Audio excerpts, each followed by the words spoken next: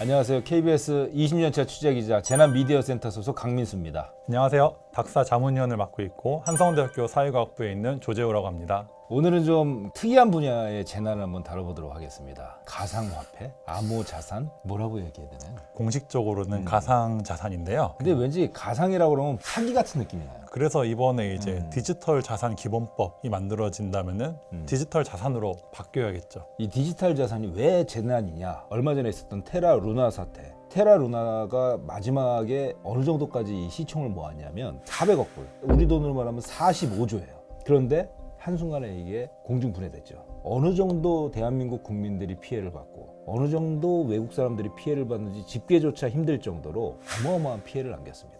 그런데 최근에 또 FTX 사태가 났어요. FTX 사태도 사실상 전 세계 사람들이 투자를 했고 한국인들도 어마어마하게 투자를 한 곳이에요. 이번에 FTX 거래소 파산 사태는 또 테라 루나하고는 조금 또 다른 상황이잖아요. 본질적으로 좀 비슷한 부분이 있다고 저는 생각을 합니다. 네. 왜냐하면은 테라 루나 사태도 문제가 테라 재단이 갖고 있던 SDT라는 토큰이 있었고 네. 그리고 이제 루나라는 것도 있었고 이게 다 이제 테라폼 랩스가 무에서 찍어낸 토큰이었거든요. 네. 예, 그냥 자기가 코드로 찍어낸 거예요. 숫자만. 그게 시장에서 거래되면서 담보로 쓰고 하다가 그게 와르르 무너진 건데 FTX도 FTT라는 네. 무에서 발행한 토큰을 가지고 이거는 가치가 있어라고 얘기를 하고서 사람들이 가치가 있나 보네라고 믿게 했는데 네. 거기 중에 이제 상당 부분을 담보로 쓰고 뭐 네. 대출을 해주고 이런 식으로 막 쓴 거죠. 그러니까 FTT라는 자체 발행 코인의 변동폭이 너무 크니까 예를 들어 금이나 미국 국채를 가지고 담보를 했으면 변동성이 거의 없으니까 이거는 좀 안전하게 있었을 수 있었을 텐데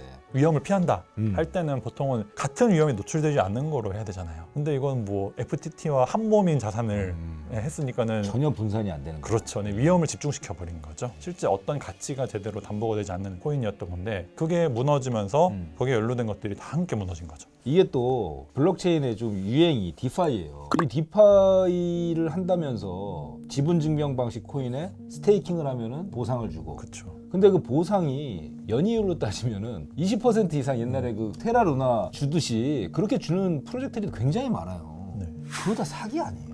말장난이죠. 왜냐하면 20%가 코인 개수로 20%인 거잖아요. 코인 가격은 아무도 언급을 안 하는데 그거 현금으로 주지 않으면은 퍼센테이지는 믿으면 안 되는 거죠. 20% 주고 50% 떨어지면은 이게 마이너스가 될 수밖에 없는데 좀 회의감이 드는 게 테라루나 때 특히 그랬죠. 디파이가 아주 핵심적인 역할을 하고 있더라고요. 이게 과연 탈중앙 금융이냐 네. 아니면은 기만적인 금융이냐 이쯤 되니까 제가 금융의 규제가 이렇게 많은 이유가 있구나. 이렇게 사람들을 속여서 네. 돈을 갈취하기 좋은 시스템이 없구나 이 생각까지 들더라고요. 이 FTX라는 게 거래소잖아요. 사실은 이 거래소에 상장된 코인들도 상당히 많이 있었고 네. 우리나라 사람들이 미국이나 이런 데서 발행되는 최신 코인들을 사기가 힘드니까 한국에서 비트코인을 사서 FTX로 보내서 비트코인으로 뭐 코인을 많이 사기도 하고 막 그런다고 그러더라고요. 그런 분들이 피해를 많이 보신 것 같던데 결국은 그러면은 이 거래소에 예치했던 분들은 이제 찾을 수가 없는 건가요? 높은 확률로 찾기가 어렵죠. 2014년에 마운틴 곡스라는 사건이 네. 터졌거든요. 네. 당시에 완전히 파산했었나요? 아직도 절차가 진행 중이에요. 그래서 가끔 보면은 뭐 마운틴 곡스 요 권리를 몇 프로 디스카운트로 팔겠다. 1비트를 뭐 30% 디스카운트에서 팔겠다. 할인 채권까지 발행 거래가 되고 있구나. 근데 그것도 사실은 보상받을 길이 난망한 거고. 그쵸. 불확실하죠. FTX 때문에 이제 여파가 지금 있잖아요.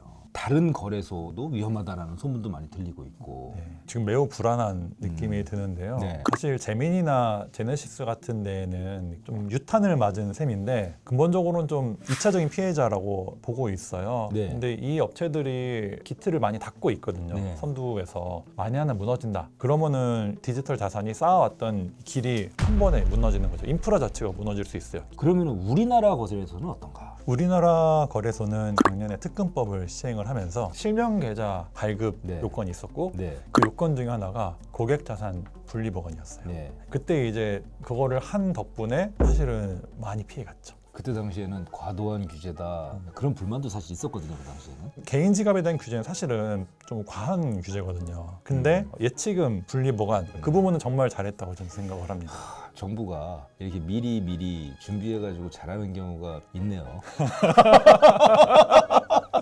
그럼 이제 교수님 말씀 종합해 보면 FTX발 위기가 세계 거래소들로 확산될 가능성이 있다. 하지만 우리는 특검법 때문에 상대적으로 우리는 안전하다. 네, 상대적으로. 그렇지만, 완벽하진 않다. SEC라고 네. 증권거래위원회 있잖아요. 네. 위원장이 게리 갠슬러라고 있잖아요. 네. 이분이 비트코인하고 비트코인에서 파생된 다른 알트코인하고 확실하게 구분을 하더라고요. 알트코인들은 누군가 개발 주체가 있고 가치가 결정되는 거면은 증권법의 전통 규제를 받아가지고 투명성을 강화하고 투자자 보호 조치를 받으라는 거야. 근데 사실 그게 좀 설득력은 좀 있어 보여요. 네, 미국에서도 짠 것처럼 딱 이거 터지니까는 규제 강화해야 된다 목소리가 바로 나오더라고요. 네. 네, 증권이라는 것도 처음 나왔을 때 음. 뭐 사건 사고가 참 많았잖아요. 많은 사건 사고를 네. 증권처럼 겪으면서 규제를 확립하려는 것 같고, 근데 단 하나 걱정은 규제가 사실 지금 증권이라는 규제의 틀이 하나 있잖아요. 네. 이거를 그대로 갖다 쓰기엔 조금 부적절하지 않나. 디지털 자산 특성을 잘 살리면서 규제를 만들어간 노력이 아주 중요할 것 같습니다. 디지털 자산에 대해서 관심 있는 우리 구독자들이 자신을 지키기 위한 행동 요령은 어떤 게 있을까요?